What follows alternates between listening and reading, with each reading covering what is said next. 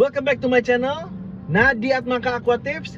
Ini adalah channel dimana kita berbagi apa aja yang kita perlu siapin sebelum memulai hobi aquascape kita. Dimana aja poin-poin terjadi kesalahan, kita bahas semuanya di sini. Oke? Check it out!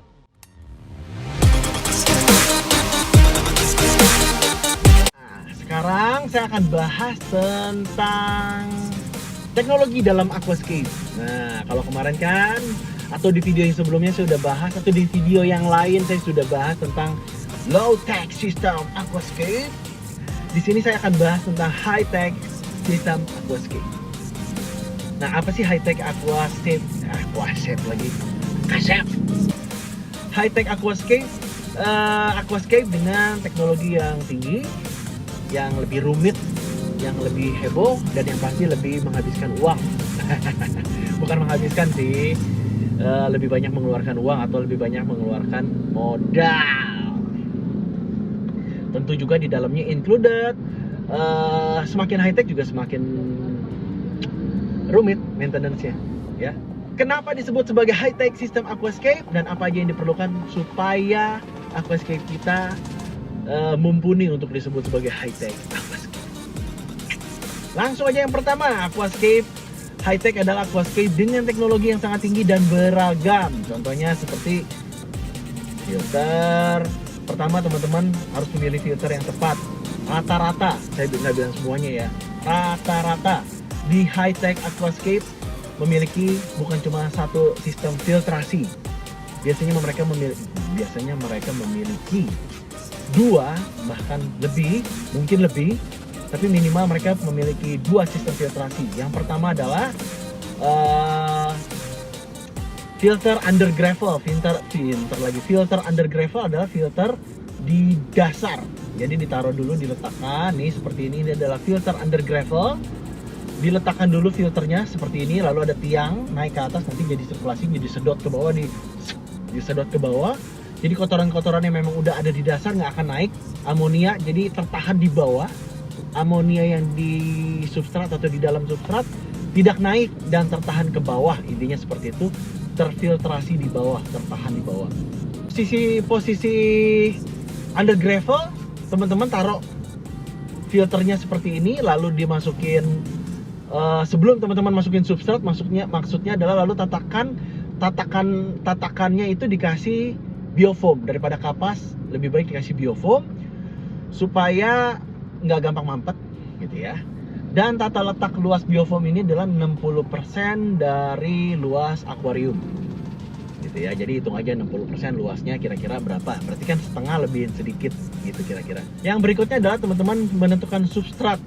Substratnya lebih ribet daripada low tech. Kalau low tech kan kita cuma perlu pasir malang gitu ya, fumis atau tambahin soil supaya lebih menutrisi tumbuhan atau tanaman ataupun juga air.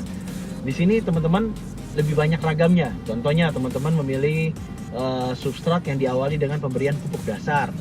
Sebelum dimasukin substrat, teman-teman harus masukin pupuk dasar. Setelah masukin pupuk dasar, teman-teman masukin bakteri starter berupa bakteri starter yang bubuk ya.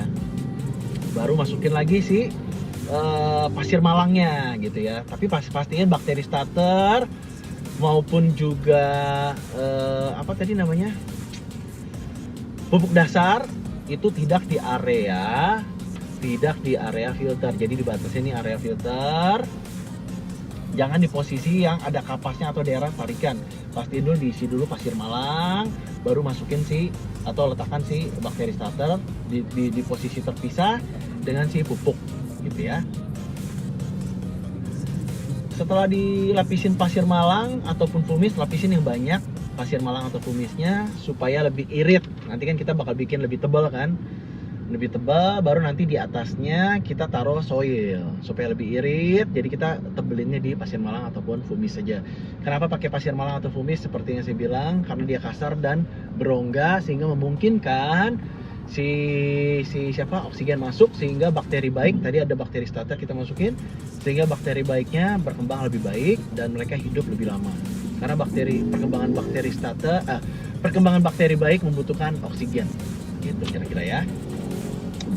Lalu yang berikutnya, itu maksudnya setelah substratnya terbangun, teman-teman bisa masukin hardscape. Hardscape-nya bisa berupa batu-batuan, kayu-kayu, akar, ya sesuai tema yang kita bahas. Tema jungle ya banyakin kayu-kayu, tema gunung ya masukin bebatuan, dan juga teman-teman atur tata letak ini secantik mungkin, serapi mungkin.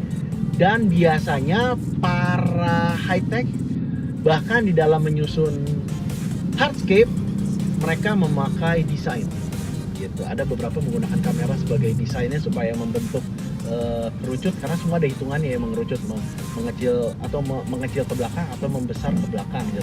Dari depan kecil ke belakang membesar, atau sebaliknya depannya membesar belakangnya mengecil gitu. Bahkan ada sistem yang sampai memakai desainer maksudnya gitu ya. Setelah itu, setelah terbangun hardscape, oh iya, di dalam membangun hardscape teman-teman juga harus pastiin di ujung pinggir kiri, belakang, kanan, sisi paling kiri, sisi paling kanan, paling depan dan paling belakang, pastiin ada rongga walaupun hanya sedikit. Jangan benar-benar nempel, sebisa mungkin jangan benar-benar nempel sama kaca akuarium, karena itu fungsinya adalah supaya sirkulasi air dapat lewat, supaya bisa lewat. Jadi benar-benar muter di dalam akuarium, benar-benar muter banget gitu ya.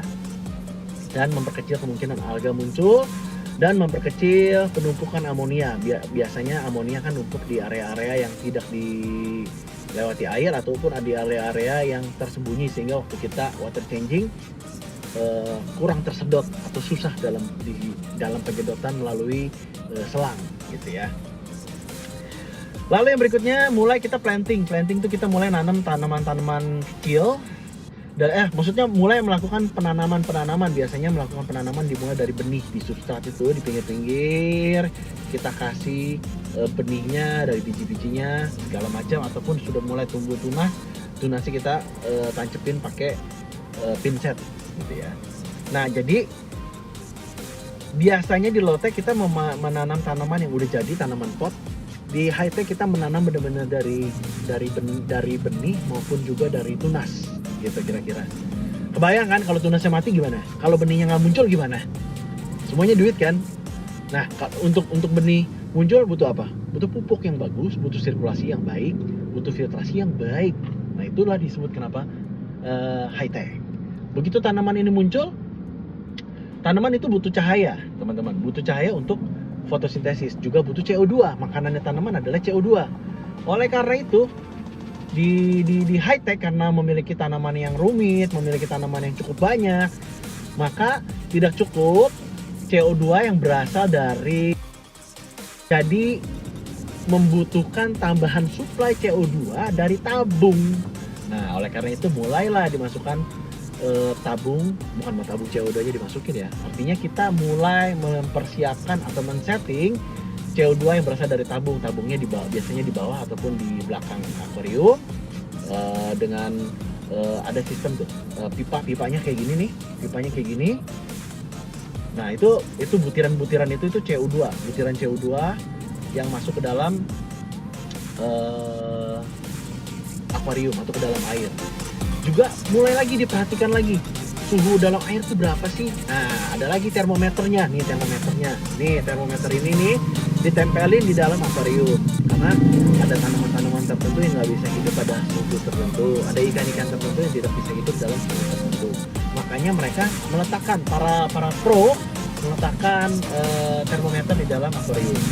Jadi untuk melihat berapa derajat suhu di dalam air di dalam akuarium kita. Lalu apa lagi sih?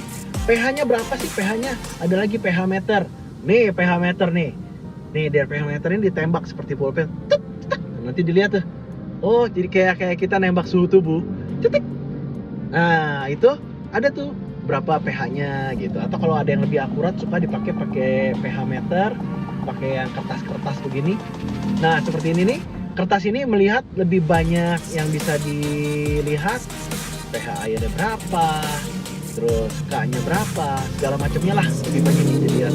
Jadi kertasnya diambil sebatang, dicelup beberapa detik, diangkat lalu dicocokkan di warna. Ada diagram warna dan nanti disesuaikan. Oh, ini tuh terlalu asam ternyata. Enaknya dibikin acar. enggak. Maksudnya bikin acar pakai aerophorium enggak lah ya guys. Nah, jadi bisa kebayang? Oke, berikutnya adalah filtrasi.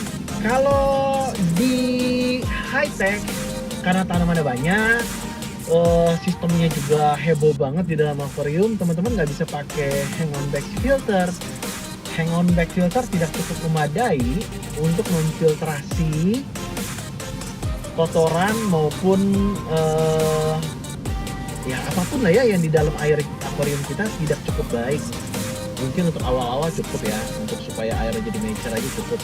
Tapi untuk memberikan kelangsungan hidup yang baik, para proscaper tidak memakai hang on back filter, atau juga pengaruh sih kalau teman-teman pakai akuariumnya kecil ya hang on back filter mungkin cukup ya, misalkan di ukuran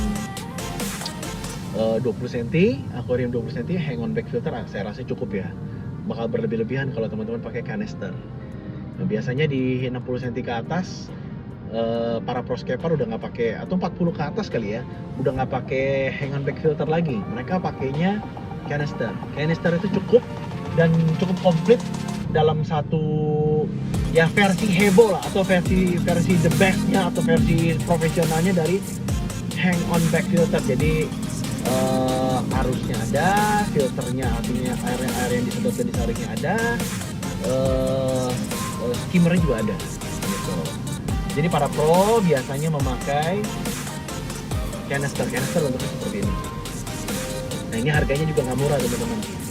Di dalam canister ini media filternya juga nggak sesimpel yang di hang on back filter. Hang on back filter kan biasanya ya kalau kita sedikit modis tambahin beberapa batu, lalu juga biofoam, lalu pakai kapas, udah gitu-gitu doang kan. Nah, kalau ini lebih banyak, ada tumis di dalamnya, ada ya ada banyak macam lah di dalam kanister ini, ada banyak media filter lainnya gitu.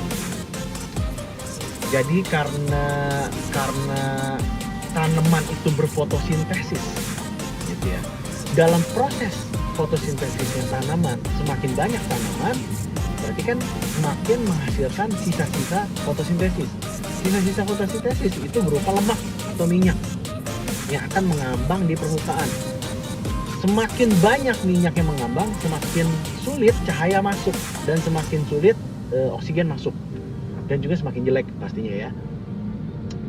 Maka itu semakin mengganggu ekosistem di dalam aquascape kalian. Makanya butuh skimmer, surface skimmer yang baik untuk bisa menyedot si lemak-lemak tersebut atau minyak-minyak tersebut gitu. Makanya semakin banyak tanaman, semakin butuh teknologi yang lebih canggih. Surface skimmer, hang on back filter tidak cukup kuat untuk melakukan filtrasi di dalam aquascape yang berteknologi tinggi. Kira-kira begitu ya.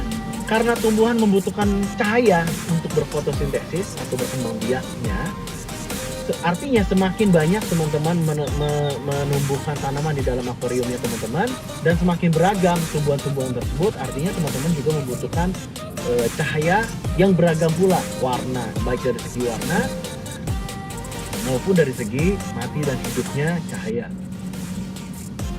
Jadi apabila teman-teman membutuhkan cahaya yang berwarna beragam, maka membutuhkan lampu yang high tech, teknologi dengan teknologi yang tinggi. Artinya di dalam lampu ini bukan cuma cetak-cetak mati hidup doang, enggak. Teman-teman bisa atur matinya kapan, hidupnya kapan, per berapa jam mati, per berapa jam hidup. Atau teman-teman juga bisa atur lampunya meredup, pakai persentase meredup jadi 70%, 60%, 50% bisa. Kalau lampu pada umumnya kan cuma dicetek mati, cetek hidup. Bahkan cahaya yang mau dihidupkan, warnanya mau dihidupkan juga teman-teman bisa atur. Saya pengennya misalkan RGB ya. RGB itu red, green, dan blue. Gue pengen di greennya doang, red and blue-nya mati, bisa diatur. Gue pengen green dan blue-nya doang, rednya mati, itu juga bisa. Pengen semuanya mati, ya matiin aja listriknya, gampang kan?